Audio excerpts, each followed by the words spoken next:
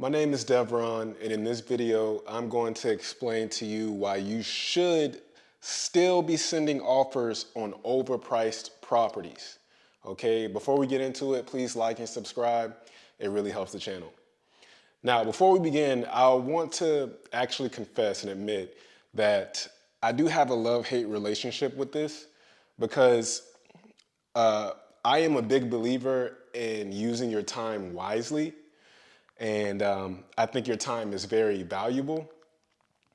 But at the same time, this can be very effective, especially, especially if you're first starting out and you don't have the deal flow coming in. Okay, if you don't have deals coming in on a consistent basis, or you don't have your inbound marketing set up yet, you haven't gotten to that point yet, then I do believe that you should definitely still be sending offers on overpriced properties.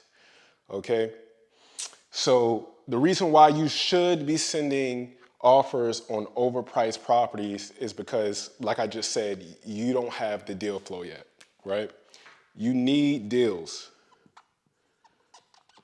all right? In order for your wholesaling business or house flipping business to stay alive, you have to have some type of deal flow. All right. Secondly, you have nothing but time. All right. You have all the time in the world to be sending offers on overpriced properties. Okay. Now, if you already have deal flow, or you are in the middle of different projects, whether it be wholesaling deals or house flipping projects, a lot of your time is spent in managing those projects. But if you don't have stuff like that going on, then you have nothing but time. There's no excuse as to why you should not be sending deals or sending offers on overpriced properties. Now, you may be thinking, the seller, if I send them a lowball offer, or a under market value offer, like, why would I waste my time sending an offer on a property that's overpriced that they're looking to sell? Well, who are you to say that they're at least not going to counter that offer that you send them? You never know the seller's motivation level until you send that offer. So, especially if you're first starting out, what you should be doing is sending offers even if the property is overpriced, because you never know what that seller may come back to you and counter. You know, maybe it's a property that's been sitting on the market for a very, very long time, and they've made mortgage payments. They've went through a whole year of property taxes that they have to pay. The roof just fell through, or the utilities they can't keep up with, or they just got another lien or violation. You never know what that seller is going through until you decide to make the offer on their property. So it's not up to you to, predetermine if the seller is motivated or not. It's up to you to make the offer and then see if they're motivated. Okay? So just because a property is overpriced does not mean the seller is not motivated. You still need to send that offer, because you never know what they may come back with, especially if you don't have deal flow yet. Okay? Because in the very beginning, what you do have is time. So you need to be sending out as many offers as possible, even on the overpriced properties. You have no excuse not to send an offer on an overpriced property, and an offer that you can make money on, an offer that makes sense to you. Don't send an offer $20,000 below the market price or the listed price, because the realtor may tell you, oh, they'll accept $20,000 lower. So you send in a $20,000 lower offer when it needs to be $150,000 lower. Okay?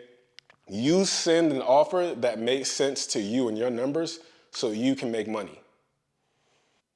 What I also want to mention is, if you send enough offers, you will get a yes.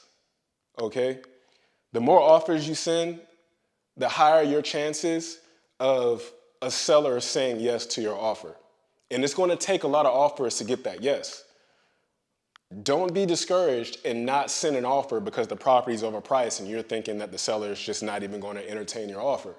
Because 9 times out of 10, they may not. You may get laughed at or you may get told to F off. It is what it is. It's a part of the game.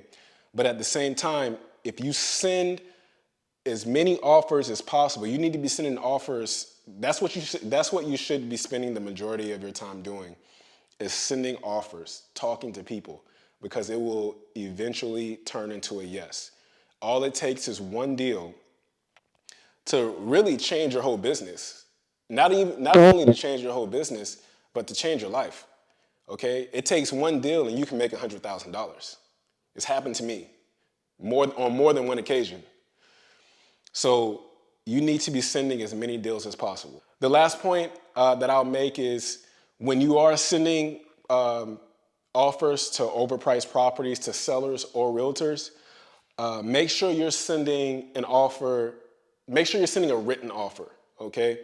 Make sure you write it up in a contract. Yes, it's gonna take a little bit more time to do that, but what you wanna do is that you want to you want to have the perception of that you're serious in this offer, okay? So it's one thing to verbally make an offer to a seller or realtor or to text them an offer, but what you really want to do, the key to all this, is to actually write up a contract with your offer that shows how serious you are.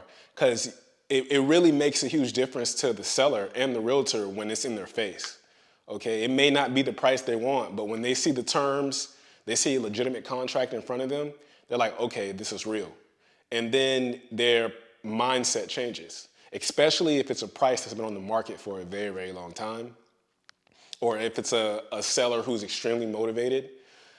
When they see that contract, a lot changes for them.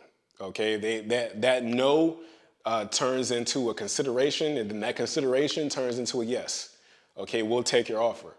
So ideally, you want to have legitimate written offers. You want to have written offers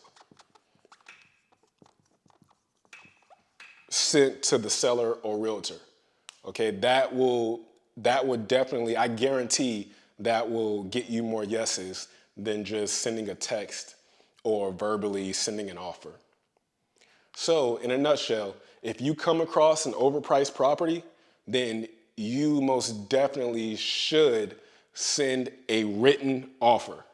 Okay, make sure it's a written offer. And the more written offers you send, the higher the likelihood of you getting an offer accepted. Okay, and if you don't have enough deal flow going on right now, or you don't have any projects going on right now, if the marketing isn't, up to where it needs to be right now, your inbound marketing, then that means you have nothing but time. And with that time that you have, you need to be sending written offers to overpriced properties. Okay?